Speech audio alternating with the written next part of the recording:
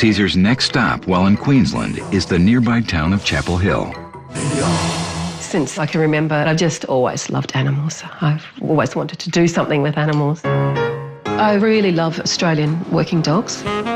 George is the crossbreed, two Australian working dogs, a Kelpie and a Border Collie.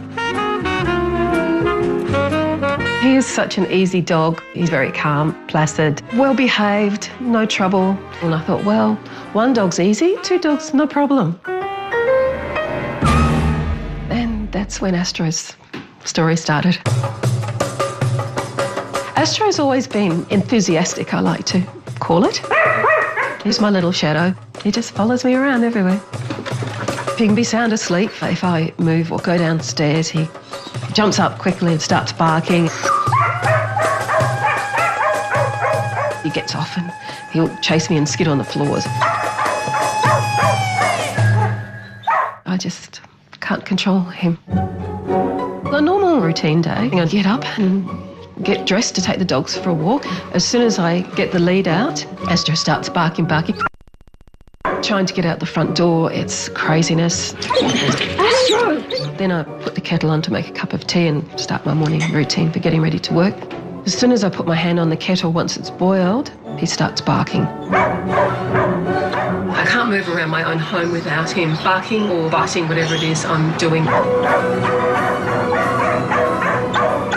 He's always barked in the car. If I get onto the exercise bike, Astro starts barking. And he's kind of encouraged George to do that.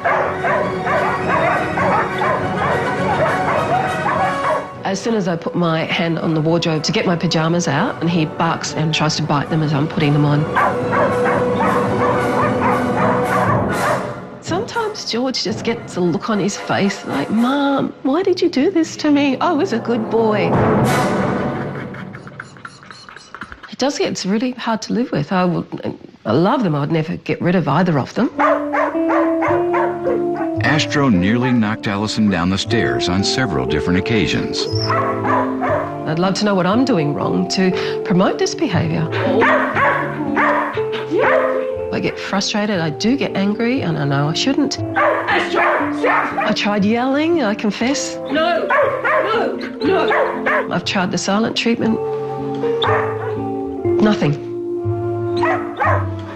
I know it has to be me, but I do believe Astro's special. And I would love Caesar to be able to identify a way that I can stop him barking. I'd like us to have a harmonious lifestyle, and I'd like me to know that I'm definitely in charge of the dogs. On a rainy Monday near Brisbane, Caesar arrives at Allison's house of barking. How can I help you? Astro, I have trouble stopping him barking. For how long? Ever since he's pup. How old is he right now? He's 7 years old now. So this has been going on now for 7 years? Yes. And you have lived that way for 7 years? Yes. It's not natural for dogs to bark 24 hours, 7 days a week. It's not natural. It's natural as a communication strategy, but not as a way of draining energy or gaining some kind of attention. That's an obsessive barker. And so this obsessive thing comes from somewhere.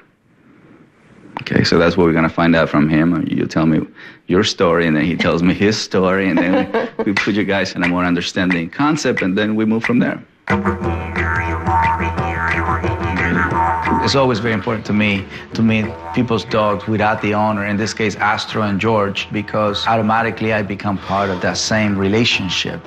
And I want to be a new relationship, a relationship that represents common sense. I started in the bedroom, a very intimate space, and I touched the doorknob. When I work with a dog like Astro, for the most part, they get excited for movement, from sound, from anything. The doorknob is the beginning of excitement. Somebody's coming in, so I wanted him to experience, okay, doorknob, but nobody's coming in. Doorknob, nobody's opening the door. Okay, what you're hearing is anxiety at a mild level.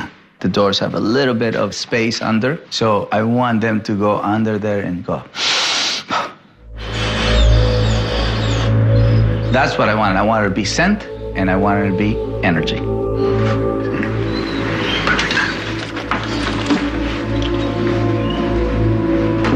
Door open doesn't mean excitement. Door open means relaxation. So I wanted to start from the beginning working with rules, boundaries, and limitations. To them, door open means just go. When a dog has no limits, they don't know how to wait. They don't know how to relax. I saw that George was just excitement, not anxiety. So it was easy for George to go from excitement to relaxation, and it took a little longer for Astro to go from anxiety, excitement, and then relaxation. I'm glad that he's in the front. There you go. That's better. Coming up, Caesar's plan for peace. Stay tuned to see how Allison's refrigerator might be the source of a solution for her, here on the National Geographic Channel.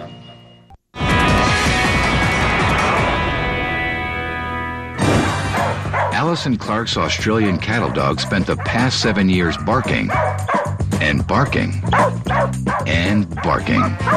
Now Caesar's arrived to try and shut him up.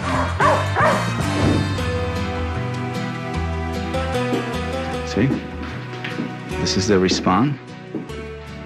Now I'm telling them, follow me to your front door. After I practiced a few activities that he normally does with his owner, nothing bad happened. No excitement, no anxiety. It was very easy for him to stay quiet and peaceful. So now our director, Savannah, is going to be the one who's using the bike. I'm just evaluating if he keeps the same state with me or just when Allison is around. So obviously it's not the dog.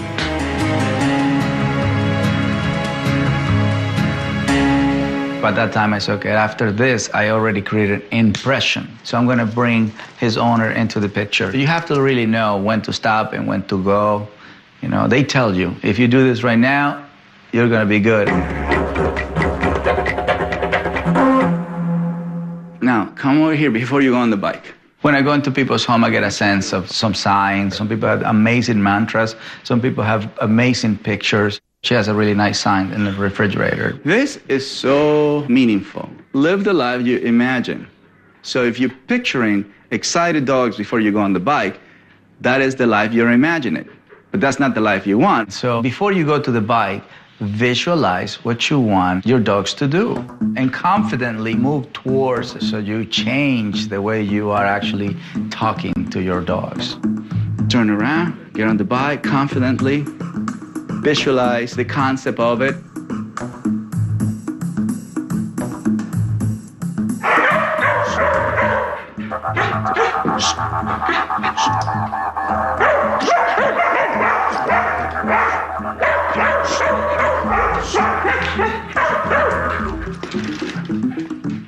This is a case where a dog does not respect the owner because the owner is not respecting the way animal and dog relates to the world. So if you don't respect their nature, we can't expect respect back. They give you what you give them. They know how to do it, they just don't know how to do it with you because they have experienced you or very loving or very frustrated. You see it? Yes, so they don't know the middle yet from you. All right, so just sit on it. Just sit. What I said is do not move your body if their mind is moving. So if the mind is excited, the mind is moving. Way into the mind completely relaxes. It's like you're breaking it down for him, you know? Yeah. So what do you do for a living? I work as an executive assistant. Banker, for a banker? No, Caesar spends a few minutes calmly chatting with Allison, which helps both dogs relax. But see, now that he's in that state, just move slowly. There you go. We got to the point where I said, okay, now start pedaling. And the guys were totally relaxed by the time she started moving. So it took two things for us to just sit on it and meditate and relax, wait for that zero moment before we actually went into the pedaling. At that time, the guys were just seeing movement as a way of relaxation. Every time she pedaled, she was expressing relaxation, when before, she was expressing the opposite of it. Can you feel it? Can you feel the silence? I can feel and hear the silence. So this is the experience here. So far, so good? That's great, yeah, fantastic. Would you like a tea? Yeah. Tea, yeah? I think it's... Just normal tea, is that okay? Yeah.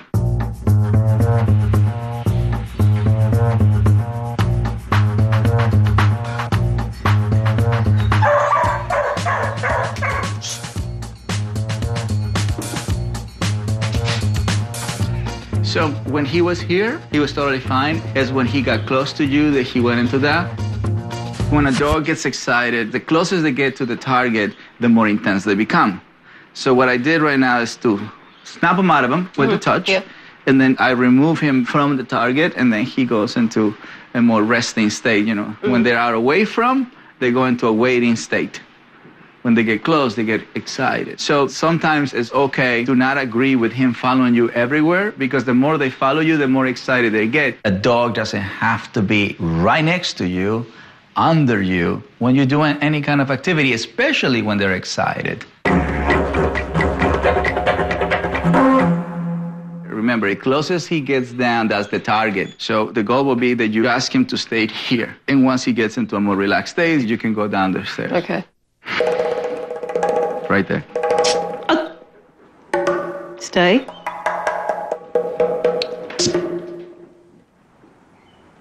Stay there, stay there. It's like, there you go. There you go, beautiful. Then turn around. Done. Yeah. Stay.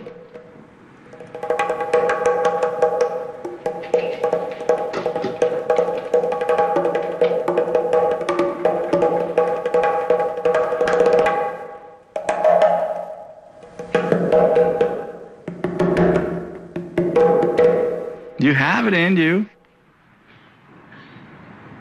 Not yet, not yet.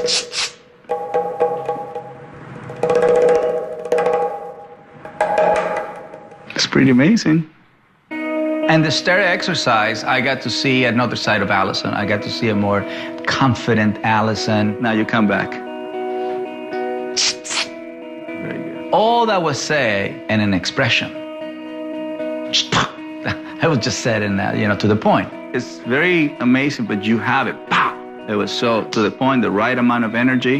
It was the right sound that makes sense to her, that expressed exactly, stay right here. Don't worry about it. I'll take care of the situation. And Astro just totally got it. It was just beautiful. How did that feel? Very good. Yeah. The stairs was, I thought, oh my goodness. It was uplifting and invigorating. It was just amazing. I couldn't believe that I'd done it. And I'm going to keep doing it. That's right. Now You Ken? can, yeah. Good dog. And that motivates you just to continue on and want him to have a better life too. You did it. That was you. I was just observing. You're speaking with energy, body language. To me, a house is to re-energize. It's your sanctuary. It's not to learn to live in a way that you don't really want to, but you don't know how to really live harmoniously with your family, with your dog, or with yourself. And the beauty of this segment is our dogs enjoy to return back into this beautiful, harmonious state, what I would call a loving state.